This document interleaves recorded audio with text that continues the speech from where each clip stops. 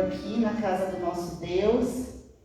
E para darmos início então ao louvor desta manhã, eu convido para que os irmãos cantem juntamente conosco o hino do nosso inário número 571, Lindo País.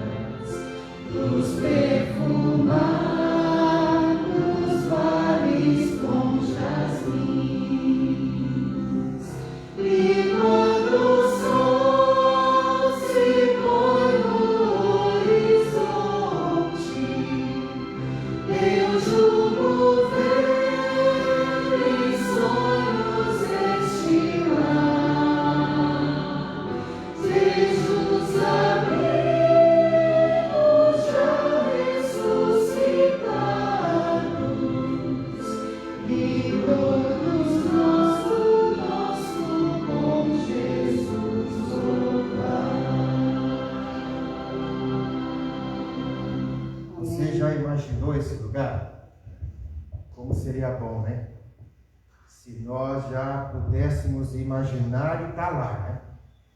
E nós não estaríamos só perto dos queridos que talvez já se foram, né? Ou dos que estão perto de nós. Nós estaríamos perto de quem? Jesus Cristo. Ele ia contar tantas coisas, né, para a gente, e eternidade, né? Ouviríamos aquela voz mansa, tantas histórias que a Bíblia não pôde revelar. E você quer estar mais perto de Cristo? Então, nesse momento, convido você a louvar esse hino. 427, mais perto quero estar. Mais perto quero estar, meu Deus, de ti. Ainda que seja a dor que me una a ti. Eis meu constante orar, mais perto quero estar.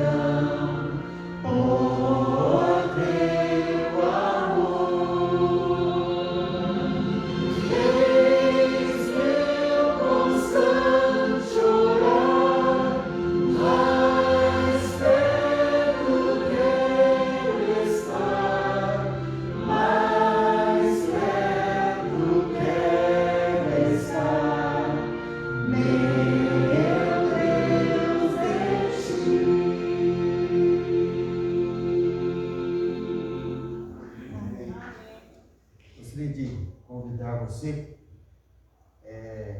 a ficar em pé nesse momento, para nós juntos entoarmos o introito.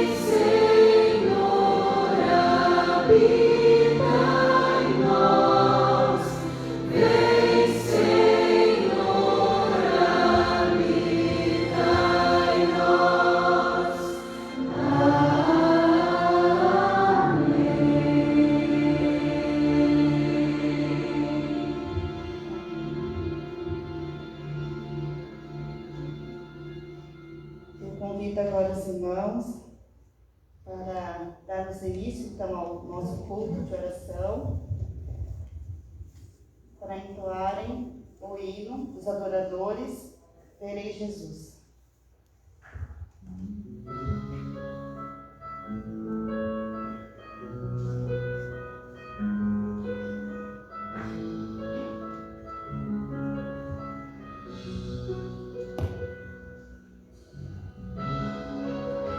Essa é a nossa esperança, irmãos. A esperança de ver muito, muito, muito breve o nosso Jesus na sua ressurreição.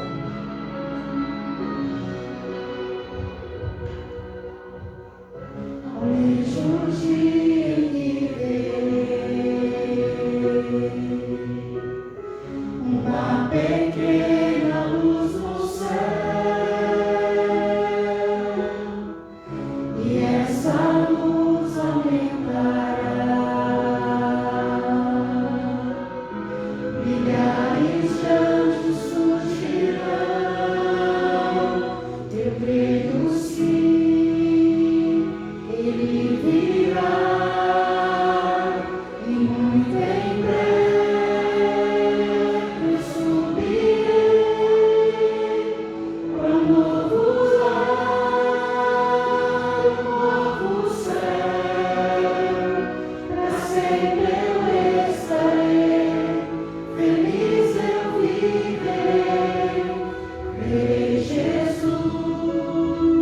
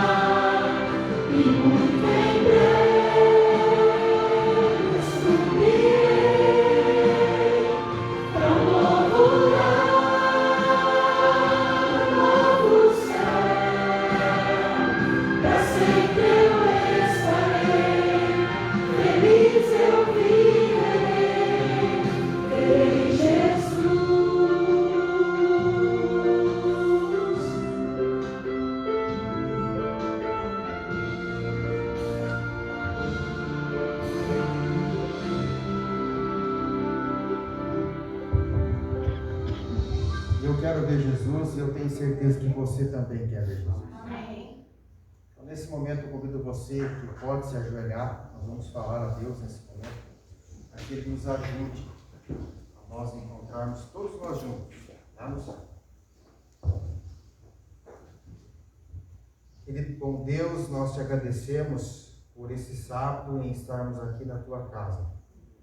Agradecemos porque estamos com saúde, com vida, e estamos com a oportunidade de agradecer por tudo aquilo que o Senhor tem feito por nós. Agradecemos pelas tantas bênçãos que o Senhor tem derramado. Esse culto é um culto de gratidão e de adoração a Ti. Que o Senhor possa perdoar os nossos erros, os nossos pecados. Que o Senhor possa estar com o pastor que vai falar, vai trazer a mensagem. Amém. Que Deus possa encher o nosso coração e transformar a nossa vida. Amém. Todos os louvores, tudo que for falado, é para honrar e glorificar o Teu nome. Que assim o seja. Em nome de Cristo Jesus. Amém. Amém.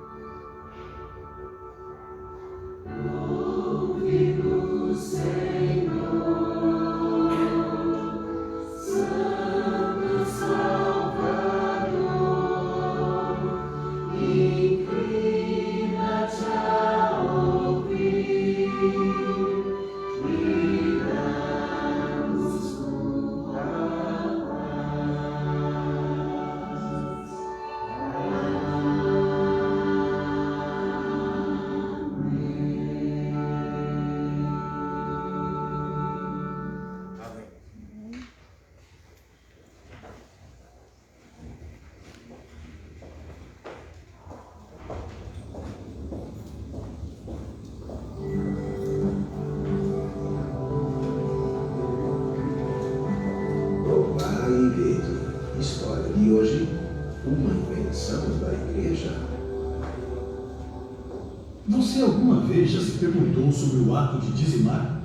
Por que o dizimo? Quem disse que eu tenho que dar o dízimo? Quando o dízimo foi originado?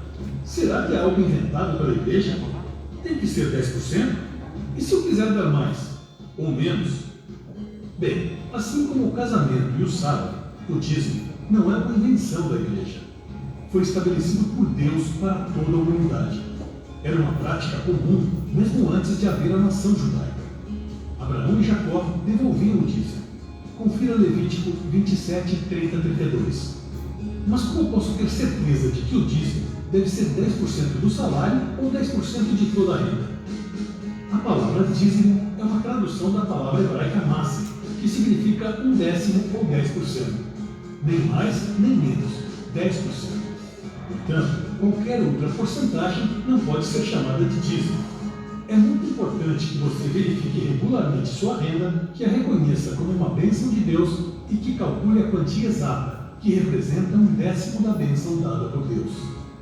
Ao devolver o dízimo e o pacto, abra seu coração a Jesus e peça-lhe força para permanecer leal, mesmo que os problemas e os sentimentos humanos tentem lhe afastar do caminho correto.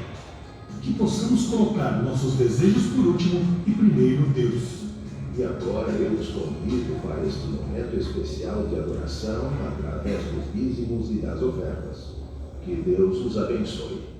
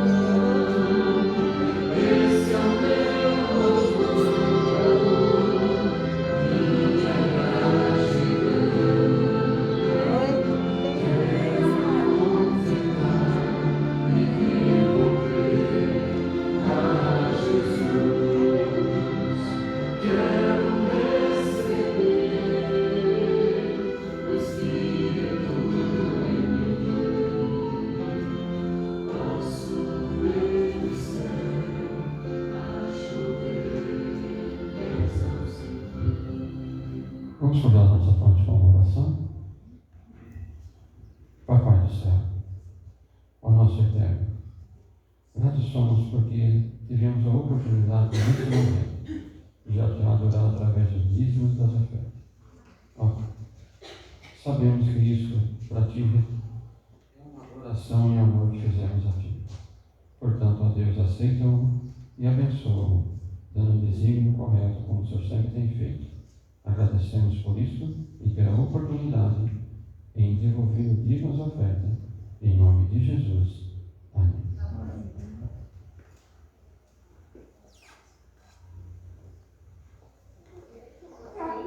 E você, já falou de Jesus para alguém? Ah, falando sobre isso, eu me lembrei de uma história que está escrita na Bíblia. A Bíblia nos conta que havia um homem chamado Saulo de Tarso. Ele achava que estava fazendo as coisas certas, mas na verdade ele estava fazendo coisas erradas. Saulo perseguia a igreja de Deus. Ele mandava matar os cristãos. Isso é algo muito triste. Certa vez, algo impressionante aconteceu com Saulo. Saulo estava na estrada de Damasco quando de repente viu uma luz muito forte. Ele ficou completamente cego. Foi quando ele ouviu uma voz, e aquela voz era o próprio Jesus que disse: Saulo, Saulo, por que você me persegue? Saulo então perguntou: quem é você? A voz então disse: eu sou Jesus, a quem você persegue. Saulo percebeu que estava perseguindo a igreja de Deus e assim estava perseguindo Jesus. O seu nome foi mudado para Paulo e ele se tornou pregador da mensagem de Deus. Ele sempre viajava por muitos lugares e assim falava sobre o amor de Jesus. Paulo sempre orientava as pessoas aquilo que estava na Bíblia. E certa vez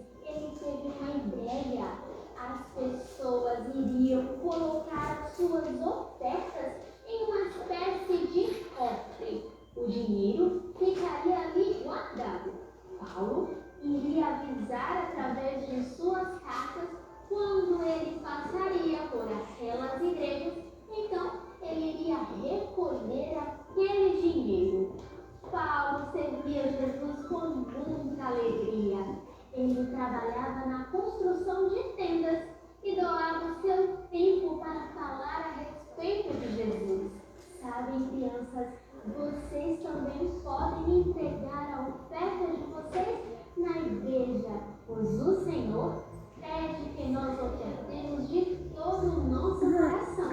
E a Bíblia tem um recadinho muito especial para nós. Ele está escrito no livro de 1 Coríntios, capítulo 16, verso 2. Separe e guarde o dinheiro de acordo com o que cada um ganhou. Vamos orar? Bondoso Deus, nós queremos ofertar ao Senhor. Nos ajude a sempre separarmos o nosso dinheiro. Em nome de Jesus, amém.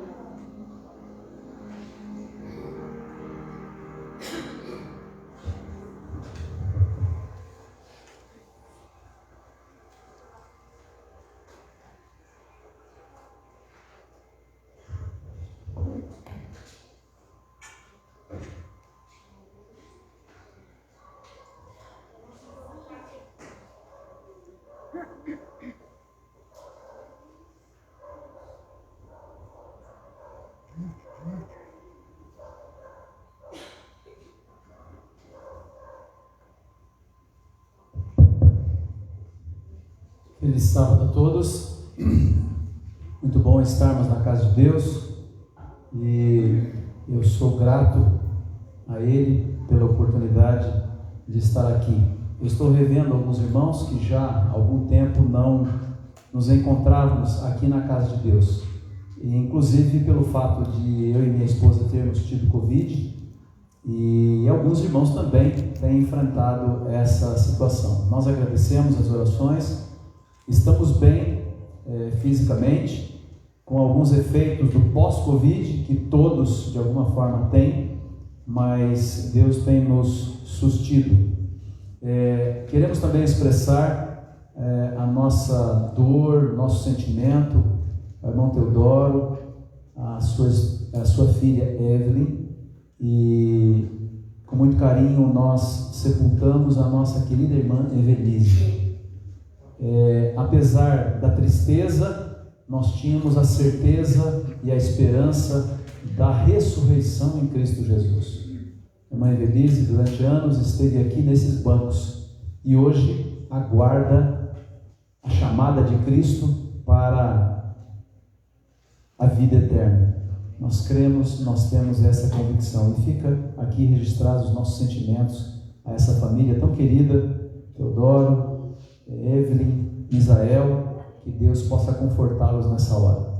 Por outro lado, enquanto alguns enfrentam o luto, a dor, nós estamos felizes pela recuperação do Ney, né? Temos orado por ele e as notícias são muito positivas. Nós esperamos que a recuperação dele agora seja vapt-vupt e logo ele esteja aqui conosco, bem como de outros irmãos que estão enfrentando. Temos uma irmã do Maria Beatriz também, ainda sob cuidados, a Márcia, e assim vamos orando por aqueles que se agravam mais e por aqueles que também enfrentam com uma gravidade menor. Vamos continuar confiando em Deus. Quem já se vacinou a primeira dose, vacine a segunda. Eu estou esperando a minha agora para o começo de agosto, está chegando a segunda dose, e se você não vacinou, já chegou praticamente na sua idade, aproveite. É uma forma de nós termos uma possibilidade melhor diante desta pandemia. Então, faça a sua parte, vacine e obtenha o benefício, não de não pegar a Covid, né? Porque nós já entendemos isso, mas de ter efeitos menos graves, e assim podermos resistir a esta pandemia que afeta o mundo inteiro. Que Deus abençoe a todos nós. O estudo da Bíblia nesta manhã é um estudo importantíssimo, porque tem a ver com a palavra profética. Então, o que nós vamos estudar aqui, nesse período que estivermos aqui, 30, 40 minutos, será exatamente baseado na palavra de Deus. E o tema que eu coloquei para essa mensagem: o fim está perto. O fim está perto e não há como fugirmos dessa realidade. Quer você goste ou não, quer você espere ou não, Jesus está voltando muito em breve nas nuvens dos céus. E que Ele venha e que nos encontre firmes e fiéis nesta bendita certeza e esperança. Acontece que não são apenas nós que acreditamos na brevidade da vinda de Jesus. Todas as pessoas dos mais diferentes credos, religiões, igrejas, também estão esperando. E é interessante que no mundo inteiro, as pessoas esperam um líder, esperam um ser que possa resolver os problemas da humanidade. Então, os budistas esperam o quinto Buda. Os muçulmanos esperam também a chegada de um líder que possa conduzi-los à paz. Cada uma das grandes religiões tem uma expectativa de alguém que vai resolver os problemas do mundo, trazer paz, trazer prosperidade para a vida aqui neste mundo. E nós, como cristãos, estamos baseados em sua santa palavra. Quem trouxe a Bíblia pode abri-la em 2 Pedro capítulo 3. 2 Pedro capítulo 3, aqui Pedro, ele fala exatamente sobre os últimos dias e sobre a segunda vinda de Cristo que nós tanto esperamos. Ele começa assim o capítulo 3 da sua segunda carta. Amados, esta é agora a segunda epístola que vos escrevo. Em ambas procuro despertar com lembranças a vossa mente esclarecida, para que vos recordeis das palavras que anteriormente foram ditas pelos santos profetas, bem como do mandamento do Senhor e Salvador, ensinado pelos vossos apóstolos. Tendo em conta, antes de tudo, que nos últimos dias virão escarnecedores com seus escárnios, andando segundo as próprias paixões, e dizendo: onde está a promessa da sua vinda? Porque desde que os pais dormiram, todas as coisas permanecem como desde o princípio da criação. Atualmente, há algumas pessoas zombando e dizendo: que história é essa de segunda vinda de Cristo? Será que já não foi suficiente a maldade? Será que nós já não passamos de um limite em que, se Deus é amor, se Deus quer o nosso bem-estar, Ele já deveria ter voltado a este mundo? Na verdade, você acredita em fábulas, você acredita em mitos. E eu quero deixar claro para vocês que, a partir de agora e já há algum tempo, as pessoas, estas que não confiam, que não acreditam em Deus e em sua palavra, vão tentar destruir a credibilidade da palavra de Deus. Porque destruindo a credibilidade, as pessoas podem pensar, podem agir como bem entender.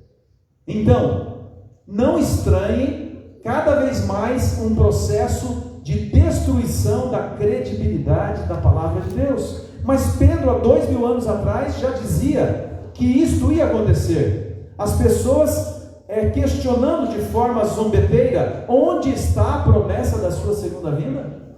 Será que ele vai vir mesmo? Tem certeza? Será que você não está baseado num livro de contos, de histórias passadas, um livro de mitos? Querem tornar a Bíblia um livro de mitos, de histórias que apenas foram contadas no passado, mas que não têm valor para os dias que vivemos e muito menos em relação aos últimos dias. O cenário está montado para o grande desfecho da história mundial. Tudo é uma questão de tempo. Tudo é uma questão de tempo. Há uma grande batalha diante de nós. Algumas pessoas acreditam numa possibilidade de uma terceira guerra mundial. Eu quero deixar claro a vocês que não haverá uma terceira guerra mundial. Porque as pessoas pensam que a batalha será decidida pela força das armas, inclusive nucleares. Na verdade, já existem bombas nucleares suficientes para destruir o nosso planeta 200 e tantas vezes. E nós sabemos que uma vez só já é suficiente, né? Mas são tantas bombas estocadas que o nosso planeta poderia ser destruído 200 vezes ou mais.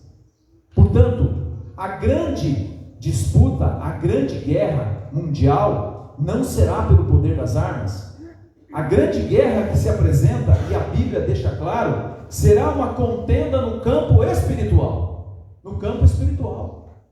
A decisão de ouvir a voz de Deus, colocar a sua vida de acordo com a voz de Deus, ou ouvir a voz do enganador. Esta é a disputa que se dará não no campo do braço, não no campo das armas, mas no campo da mente. No campo da mente. E é por isso que tudo está convergindo para isso.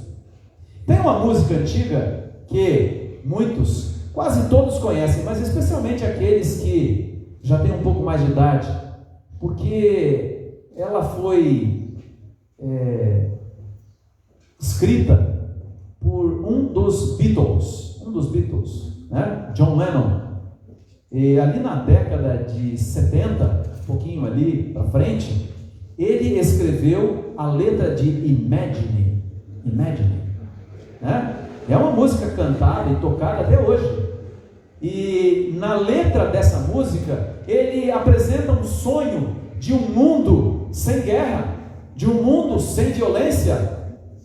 E ele, numa frase, diz: num mundo sem religião, nenhuma religião mais. Acontece que no mundo, como eu mencionei aqui, aqueles que estavam no momento da escola sabatina, existem quase 50 mil religiões diferentes. 50 mil religiões diferentes. E toda a base dessas 50 mil religiões diferentes é aquilo que nós temos diante de nós. A Bíblia. A Bíblia. 50 mil religiões. E então surge uma resposta para isso. E essa resposta, que muitos acreditam ser a solução, as pessoas falam a respeito de uma união de igrejas, que tem por nome ecumenismo. Ecumenismo. O que é o ecumenismo? Nada mais é do que convergir para interesse comum todas essas milhares de igrejas diferentes. Porque se todos falarem uma mesma língua, quem sabe nós conseguiremos uma paz mundial. A paz que gerará essa convergência. Afinal, a união não faz a força, a união não diminui os problemas, portanto, as ações seriam concentradas, todas as religiões em uma só. E tudo isso já está apresentado muito tempo atrás. Nós vamos ver isso no livro do Apocalipse nesta manhã. Um escritor chamado Rupertus Meudenius, ele disse assim: nas coisas essenciais, unidade; nas não essenciais, liberdade; mas em todas as coisas, caridade. Tem um valor nas palavras deste escritor, mas precisamos pensar como seria, na verdade, um mundo com uma só religião. No nosso entendimento, todos deveriam fazer parte daquilo que eu penso, daquilo que eu entendo. Então, todas as religiões deveriam ser como a minha religião, como a minha crença, como a minha fé. Mas acontece que nós precisamos entender que, em primeiro lugar, a salvação é individual. A salvação não será por bandeira, a salvação não ocorrerá por placa de igreja, a salvação não ocorrerá porque algumas pessoas escolheram um determinado credo. Deus, ele apresentou a sua manifestação da sua vontade de forma clara na pessoa do Senhor Jesus Cristo. Ele é, na verdade, a expressão do Pai. E nós sabemos que ele muitas vezes diz: eu vim para revelar o Pai, eu vim para mostrar quem Deus verdadeiramente é. E aí no grande conflito nós lembramos que o inimigo, ele quer colocar uma imagem distorcida de Deus na mente e no coração de cada ser humano. Ele quer puxar para o seu lado este entendimento, e por isso que nós precisamos nos preocupar. Porque em Efésios capítulo 6, o verso 12, aqui pertinho, né? Algumas páginas para trás, Na carta aos Efésios, capítulo 6, o verso 12, nós encontramos as seguintes palavras: porque a nossa luta não é contra o sangue e a carne, e sim contra os principados e potestades, contra os dominadores deste mundo tenebroso, contra as forças espirituais do mal nas regiões celestes. Forças espirituais do mal. A nossa última luta não será uma luta física, não será uma luta bélica, será uma luta contra as forças espirituais do mal. Isso está predito aqui há quantos anos atrás? 2000 anos atrás. E então Pedro, ele diz: alguns estão zombando, alguns estão falando que a segunda vinda de Jesus, ela não vai ocorrer, porque na verdade tanto tempo já se passou. Mas ele diz na segunda carta, capítulo 3, verso 8, ele diz assim: há todavia uma coisa, amados, que não deveis esquecer, que para o Senhor um dia é como 1000 anos, e 1000 anos como um dia. Não retarda o Senhor a sua promessa, como alguns a julgam demorada. Pelo contrário, ele é longânimo para convosco, não querendo que nenhum pereça, senão que todos cheguem ao arrependimento. Virá, entretanto, como ladrão o dia do Senhor, no qual os céus passarão com estrepitoso estrondo, e os elementos se desfarão abrasados. Também a terra e as obras que nela existem serão atingidas. Então, Jesus estava demorando para voltar? Não. A Bíblia diz: ele não retarda a promessa da sua segunda vinda. E Pedro explica: por que Jesus ainda não voltou? Por quê?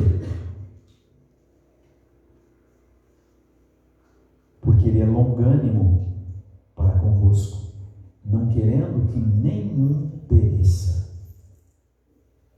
E aí, tornando isso de forma pessoal, por que Jesus ainda não voltou?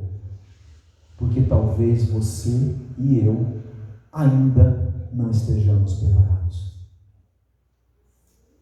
Porque o mundo não está preparado. Porque o remanescente não está preparado. E então, ele não retarda. No dia de Deus, no tempo de Deus, ele voltará. E aqueles que fazem parte do remanescente olharão para cima e cantarão como cantamos: verei Jesus, verei face a face. Ele não tarda. É a misericórdia dele que ainda oferece a oportunidade de salvação para cada um de nós. Sim, queridos, a Bíblia tem orientações claras quanto a isso. Você que tem aí a sua Bíblia à mão ou no celular, 2 Tessalonicenses capítulo 2. 2 Tessalonicenses capítulo 2. Vamos ler alguns versos falando sobre a sua segunda vinda a este mundo. Irmãos, no que diz respeito à vinda de nosso Senhor Jesus Cristo e a nossa reunião com Ele, nós vos exortamos a que não vos demovais da vossa mente com facilidade, nem vos perturbeis, quer por espírito, quer por palavra, quer por epístola, como se procedesse de nós, supondo tenha chegado o dia do Senhor. Ninguém de nenhum modo vos engane, porque isso não acontecerá sem que primeiro venha a apostasia, e seja revelado o homem da iniquidade, o filho da perdição, o qual se opõe e se levanta contra tudo que se chama Deus, ou é objeto de culto, a ponto de assentar-se no santuário de Deus, ostentando-se como se fosse o próprio Deus. O que Paulo está dizendo aqui? Que a volta de Jesus não ocorrerá sem que o anticristo seja revelado ao mundo todo.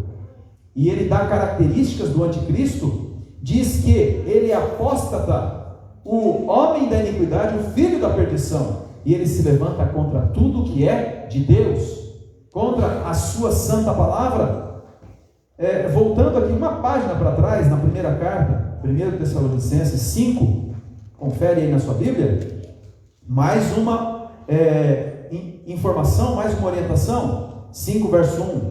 Irmãos, relativamente aos tempos e às épocas, não há necessidade que eu vos escreva, pois vós mesmos estáis inteirados com precisão que o dia do Senhor vem como ladrão de noite. Quando andarem dizendo paz e segurança, eis que lhes sobrevirá repentina destruição. Como vêm as dores de parto a que está para dar à luz, e de modo nenhum escaparão. O que diz a Bíblia? Quando disserem que a paz, virá repentina destruição. E quando é que vai se dizer que a paz? Quando este grande líder terá o poder religioso e o poder militar para fazer com que todos adorem não ao Deus verdadeiro, mas àquele que é a fonte de todo o engano, de toda a perdição. Toda a perdição. Isso vai ocorrer. E é por isso que precisamos estudar o livro do Apocalipse. Por quê? Corroborando com o que acabamos de ver aqui em Tessalonicenses, Apocalipse 16, verso 13. 16, verso 13. Falando em linguagem simbólica, mas nós sabemos que essa linguagem simbólica, ela está descerrada diante dos nossos olhos. Diz assim, 16, o verso 13: Então vi sair da boca do dragão e da boca da besta e da boca do falso profeta 3 espíritos imundos semelhantes a rãs, porque são espíritos de demônios, operadores de sinais, e se dirigem aos reis do mundo inteiro com o fim de ajuntá-los para a peleja do grande dia do Deus Todo-Poderoso. Verso 16: E então os ajuntaram no lugar que em hebraico se chama Armagedon.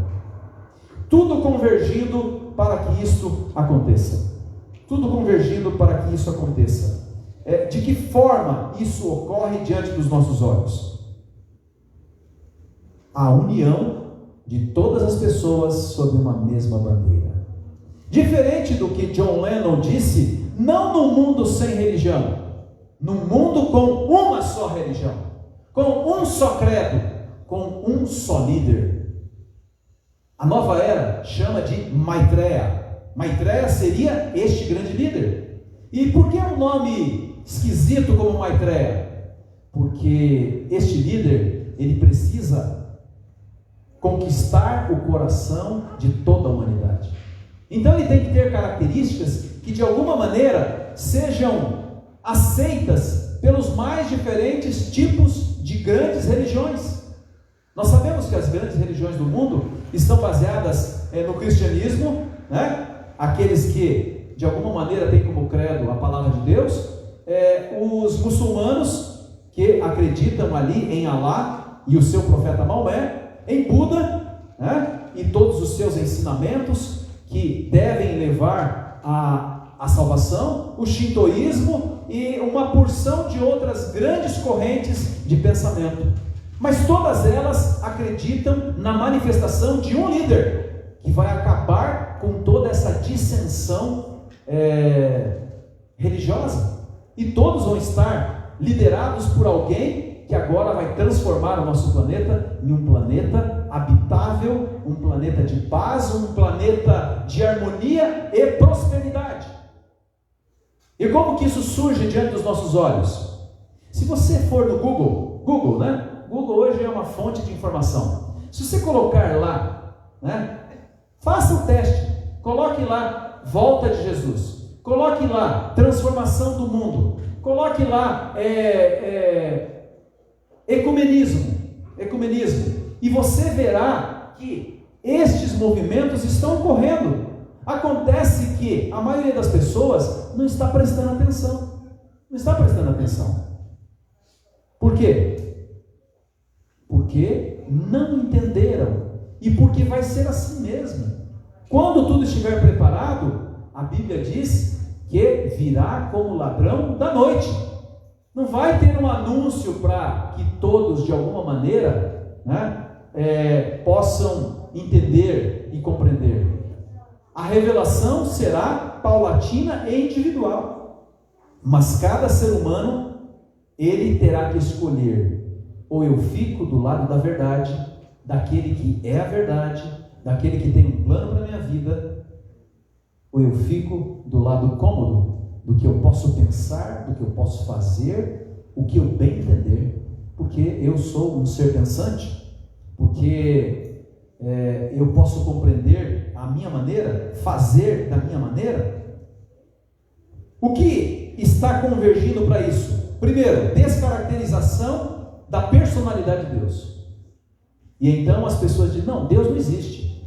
O que existe, na verdade, é uma força, né? É uma força. Pode ver que algumas pessoas dizem: eu não creio nesse Deus aí. Eu creio que há alguém que de alguma maneira preparou esse planeta, de que de alguma forma nós não surgimos do nada. Ele é um criador, mas ele não está muito preocupado com o que está acontecendo aqui na minha vida ou neste mundo, né? Deus está em tudo, também chamado de panteísmo. Então Deus não é um ser, Deus não é alguém que nos criou a sua imagem e semelhança. Deus está nas plantas, Deus está nos animais, Deus está nisso, Deus está naquilo. É o panteísmo. Deus está em tudo. Tudo tem a ver com Deus. Despersonaliza quem Deus verdadeiramente é. E ao mesmo tempo, que história é essa de Jesus de dar a vida na cruz do Calvário? Isso não tem nada a ver, né? Porque Deus está em tudo. O que mais? Deificação do homem. O homem precisa reconhecer as suas qualidades e deve se desenvolver cada vez mais. Então, o homem passa a ser colocado como prioridade. E Deus deixa para lá. A negação da segunda vinda de Cristo e do juízo. Que história é essa de juízo? Isso é para assustar as pessoas. Isso é para assustar as pessoas. Que história é essa de que Jesus vai voltar? Ressurreição dos mortos? Que é isso? E aí existem pessoas que acreditam no quê? Na encarnação. Não, você vai voltar, né? Em outro momento, com uma outra roupagem. Alguns pensam até na reencarnação de humanos e animais. Então, você era um rato, agora você virou homem, mas no futuro você vai ser um cachorro. São os pensamentos mais absurdos que existem, mas que as pessoas acreditam. Mas o pior de todos eles, e que já está predito aqui na palavra de Deus, diante dos nossos olhos, é exatamente o que lemos aqui em Apocalipse capítulo 13, verso 13.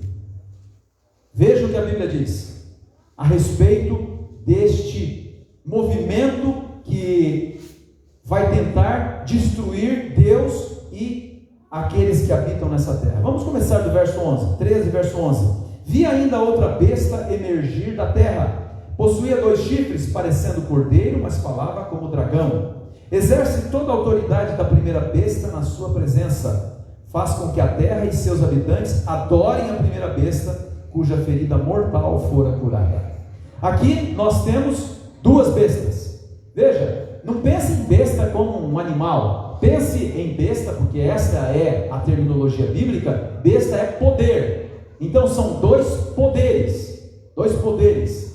Então, esta besta aqui emerge da terra. Ela parece cordeiro, mas fala como dragão.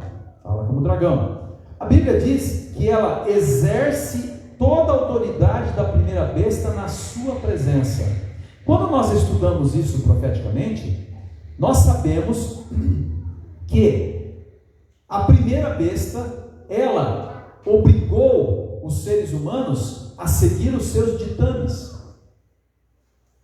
Durante muitos anos, na verdade, profeticamente de 538 até 1798, todo esse período de 1260 anos, ela exerceu de forma firme, exigindo que as pessoas seguissem os seus ensinamentos contrários à palavra de Deus.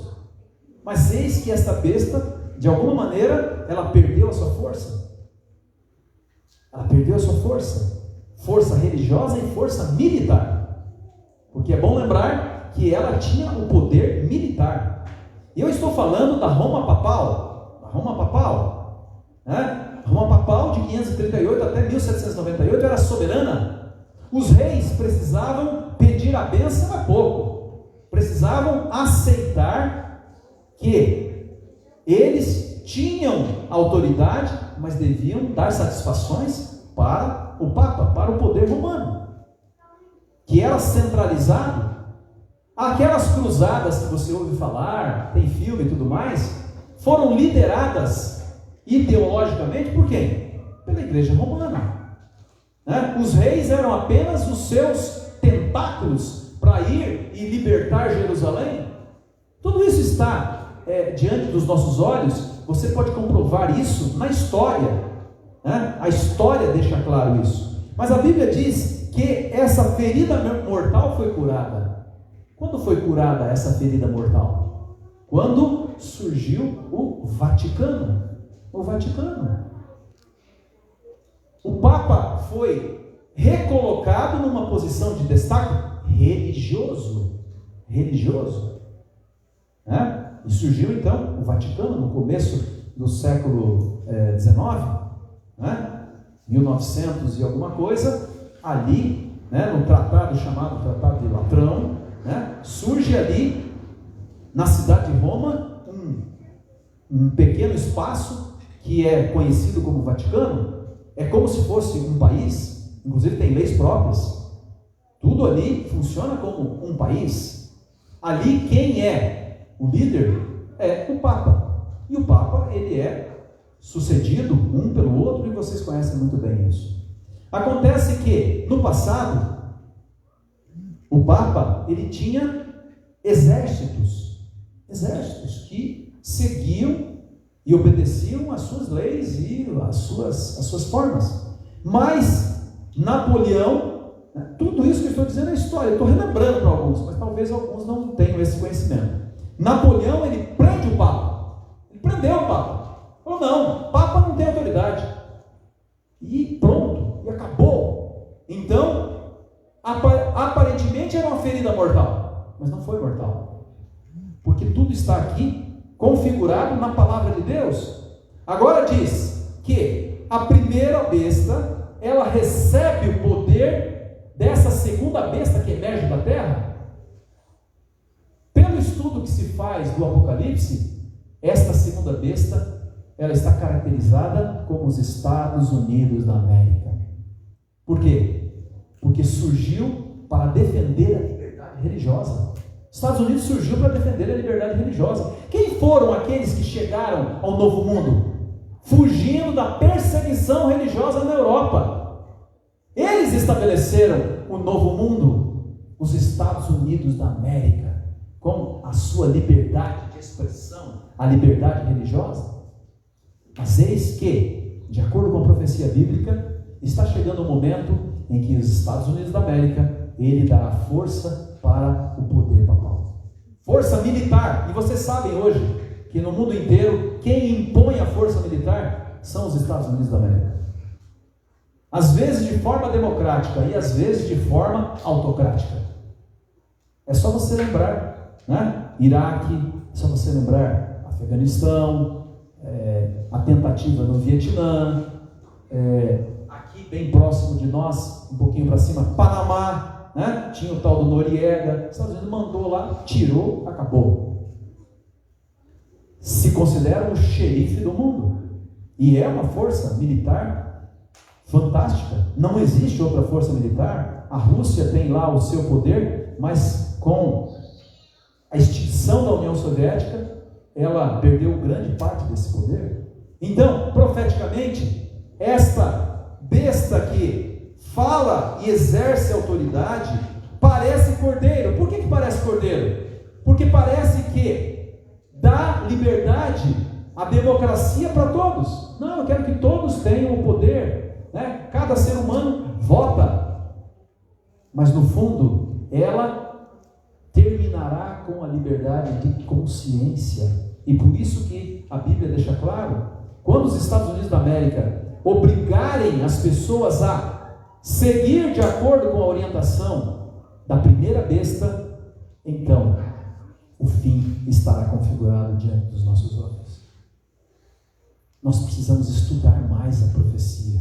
Nós precisamos conhecer mais o que a Bíblia fala sobre isso, para nós não sermos surpreendidos e nos perdermos na bagunça que vai ocorrer diante de toda a humanidade.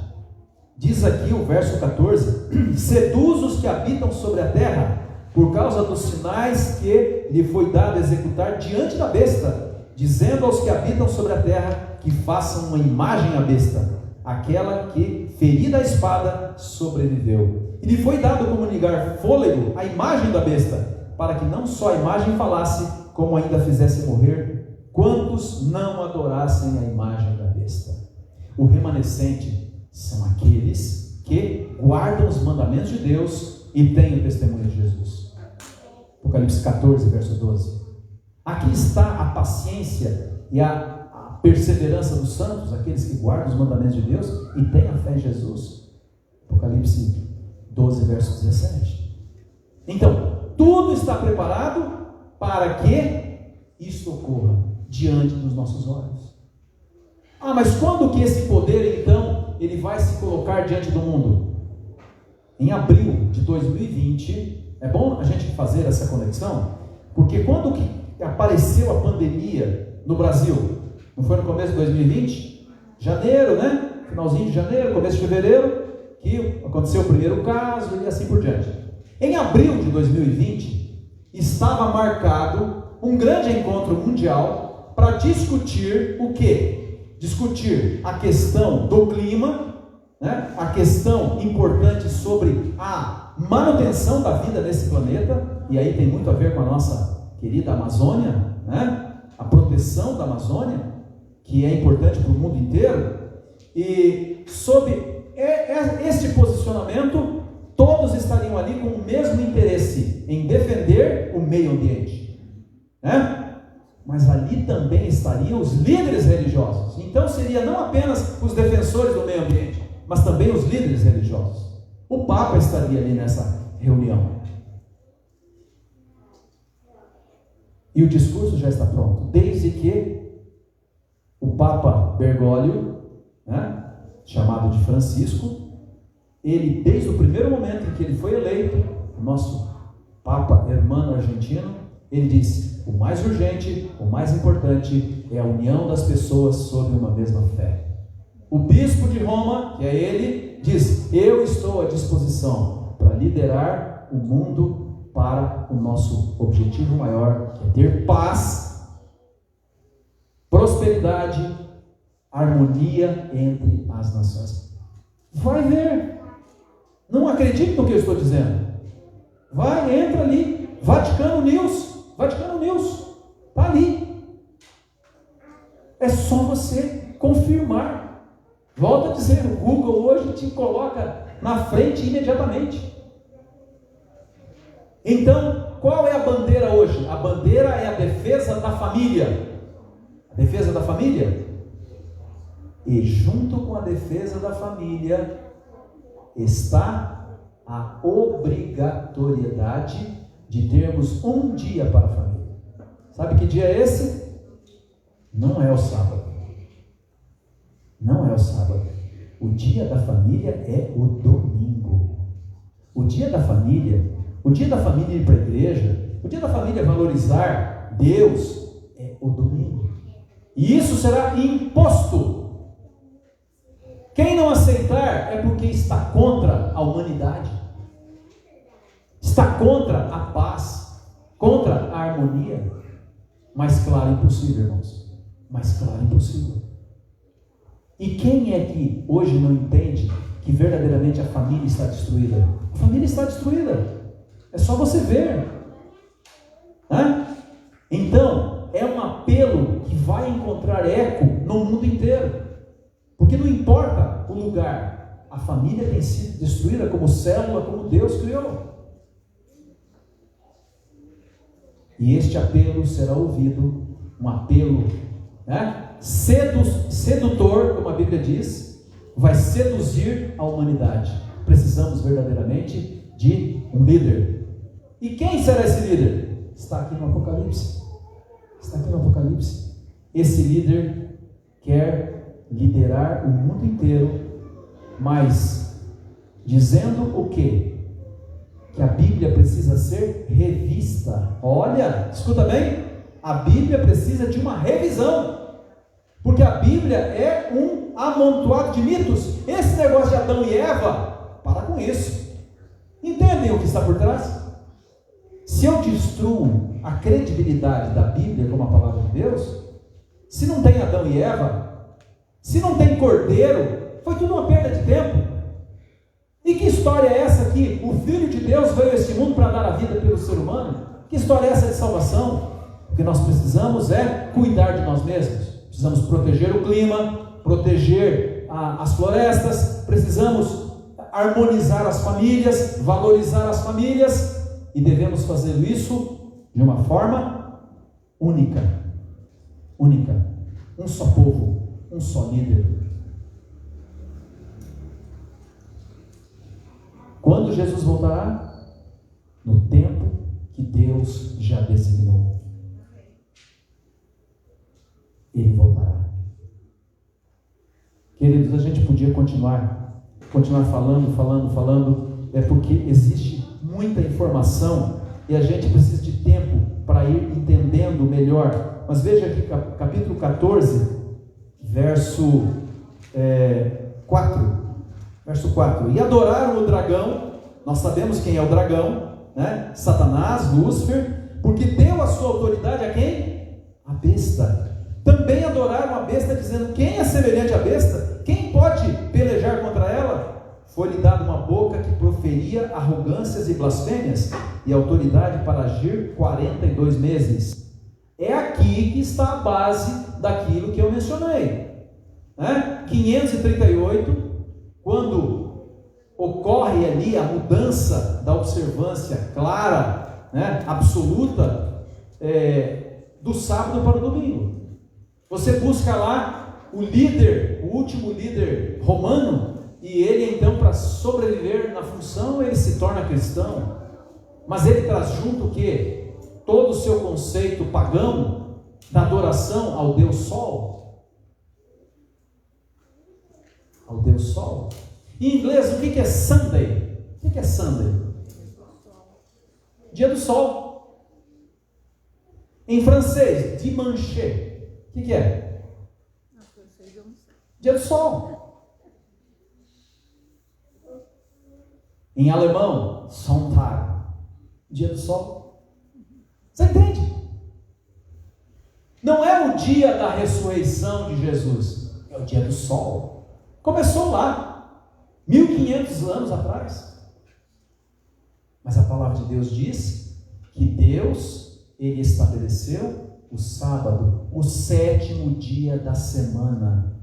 A Revolução Francesa disse: não, vamos criar uma semana de 10 dias. Está na história, só confirmar.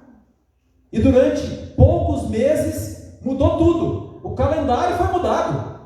Então a semana já não tinha mais 7 dias. A semana tinha 10 dias. E aí então se descansava no 11º dia. Deu certo? Não deu certo. Porque foi Deus que instituiu o ciclo semanal.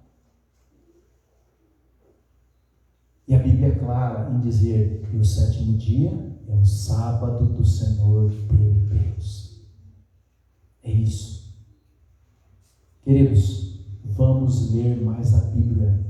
Vamos estudar mais as profecias. Vamos ver o que está acontecendo ao nosso redor. O inimigo coloca coisas para desviar a nossa mente, para que a gente fique focado em coisas menos importantes do que o preparo para a segunda vinda de Cristo Jesus. Lembrando também, queridos, para a nossa querida irmã Evelise, quando Jesus vai voltar? Já voltou. Já voltou. Ela descansa nas mesmas promessas e certezas que você e eu temos. De abrir os olhos num corpo transformado, preparado para uma vida eterna. Tudo que Deus promete, Ele cumpre. Cumprirá isso na vida da nossa irmã. cumprirá na vida de todos aqueles que estão hoje sepultados, mas que dormiram na certeza de que Deus cumpre tudo aquilo que promete. Eu quero ir para o final, lembrando a vocês alguns textos que eu considero importantes e relevantes. 2 Pedro, capítulo 3, verso 9 e 10. Lembre-se que nós começamos aqui em 2 Pedro, né? E vamos terminar em 2 Pedro 3, verso 9 e 10. Vou novamente ler para vocês. Não retarda o Senhor a sua promessa, como alguns a julgam demorada. Pelo contrário, Ele é longânimo para convosco, não querendo que nenhum pereça, senão que todos cheguem ao arrependimento. Coloque o seu nome aqui, nessa profecia. Jesus não voltou porque Ele quer que o Gediel esteja salvo. Ele quer que a Denise esteja salva. Vamos personalizar. Coloque o seu nome aqui. Jesus não voltou porque não quer que nenhum de nós pereça, mas senão que todos cheguem ao arrependimento. Mas virá como ladrão o dia do Senhor, no qual os céus passarão com estrepitoso estrondo e os elementos se desfarão abrasados. Também a terra e as obras que nela existem serão atingidas. E agora, queridos, verso 11, para a gente ir fechando. Visto que todas essas coisas hão de ser assim desfeitas, aqui está o conselho da palavra de Deus para você, para mim, para todos nós. Deveis ser tais como os que vivem em santo procedimento e piedade. O remanescente de Deus, aqueles que dirão não às tentativas de mudar a lei de Deus, de impor os seus ensinamentos espúrios, são aqueles que vivem em santo procedimento e piedade. Verso 12. Esperando e apressando a vinda do dia de Deus. Então, como que nós devemos estar? Esperando e apressando. Alguns perguntam, como é que a gente apressa a vinda de Jesus? A gente apressa contando às pessoas que estão ao nosso redor que Jesus em breve virá. Esta é a missão da Igreja Adventista do Sétimo Dia. Proclamar o último convite de graça para o mundo. Sabe qual é o título do livro que nós vamos distribuir no próximo ano, em 2022? O último convite. O último convite.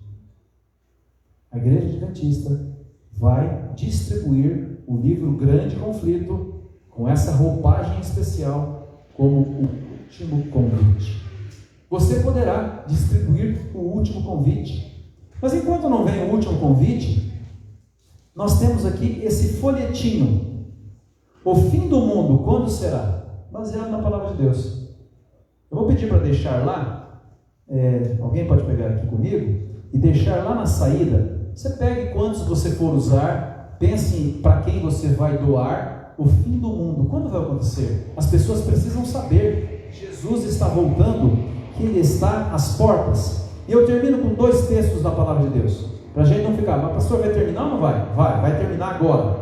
Isaías capítulo 25, Isaías capítulo 25, verso 8. É bom lembrar que este livro foi escrito há mais de 3.000 anos atrás. 3.000 anos atrás.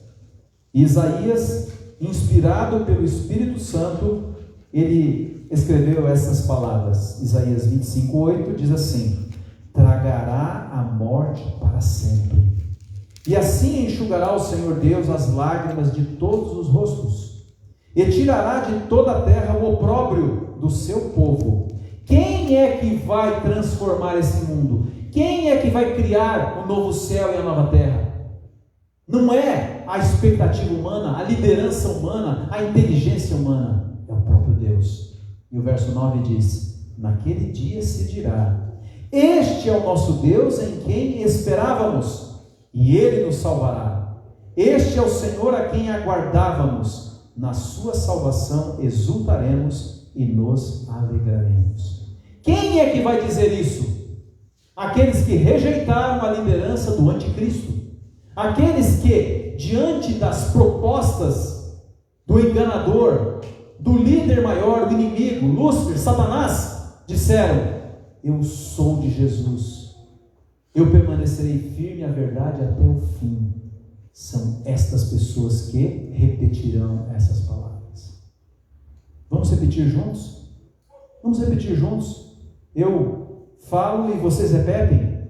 Vamos lá? Eis que este é o nosso Deus, em quem esperávamos, e Ele nos salvará. Este é o Senhor, a quem aguardávamos. Na sua salvação exultaremos e nos alegraremos.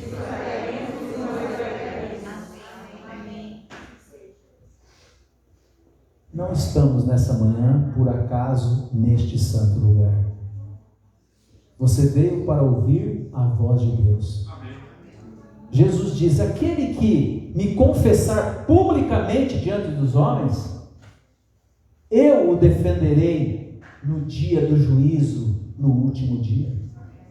Mas quem não me confessar publicamente, eu não poderei fazer nada. Como eu falei em duas passagens, esta está em João capítulo 10. Jesus falando diretamente ao seu coração. Você já disse o que você quer dizer muito em breve. Este é o nosso Deus.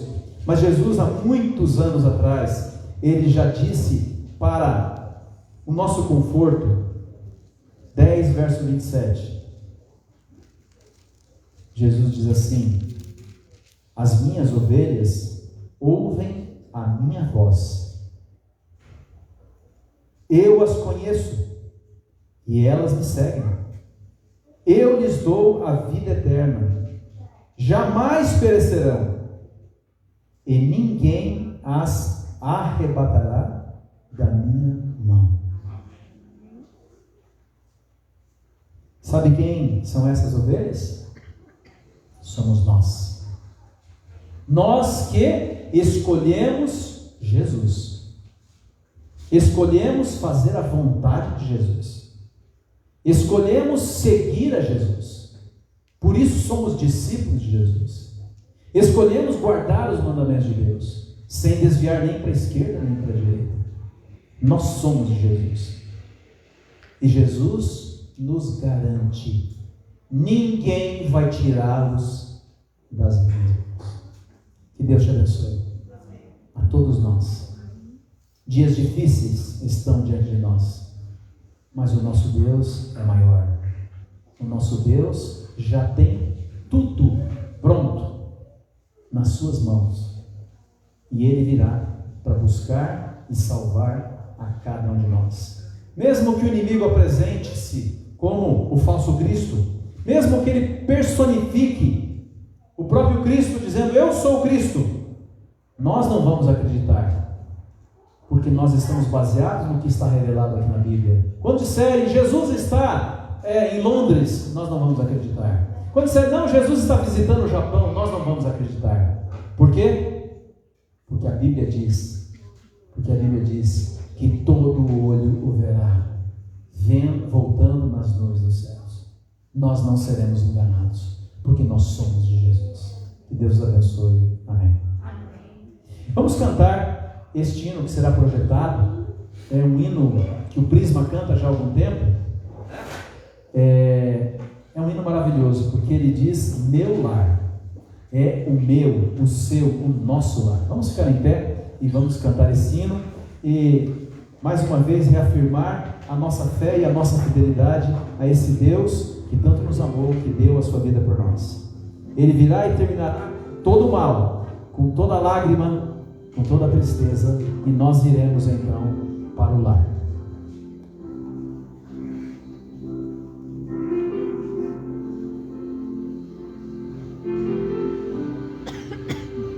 Você é um peregrino nesse mundo. Você está de passagem. O seu lugar é o céu. Cantem.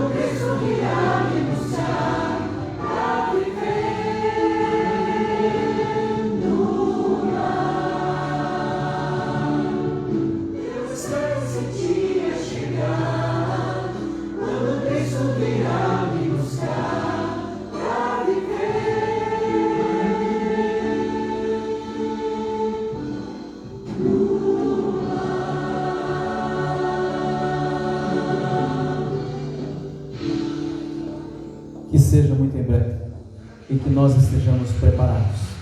Oremos. Deus Todo-Poderoso, mais uma vez tivemos a oportunidade de estar na Tua presença, abrir o livro sagrado e pensarmos nos dias em que vivemos, refletirmos, acima de tudo, no nosso compromisso contigo. Que as provações que virão, os enganos que estarão diante de nós, nos levem a segurar mais firme ainda na Tua mão, para que, como ovelhas do Teu pastoreio, nós possamos estar guiados e protegidos por Ti. Portanto, ó Senhor, nós representamos aqui famílias, nós representamos aqui uma comunidade de crentes. Nós queremos estar preparados para vê-lo voltando nas nuvens dos céus. Nós queremos dizer, como está no livro de Isaías, este é o nosso Deus a quem nós aguardávamos. Ele é o nosso Deus que veio para nos buscar, para nos levar para viver com Ele e eternamente na nova terra. Ó Senhor, mantenha-nos firmes nas Tuas promessas. E se por acaso a Tua misericórdia, a Tua bondade demorarem um pouco mais, se nós não estivermos vivos por ocasião da Tua vinda, que descansemos na certeza da ressurreição, da vida eterna ao Teu lado, porque nós somos Teus. Nós nos rendemos completamente a Ti. Faça-se a Tua vontade na vida de cada um de nós. É a nossa oração, a nossa confiança depositada no doce e sagrado nome de Cristo Jesus. Amém. Estarei a porta para saudá-los.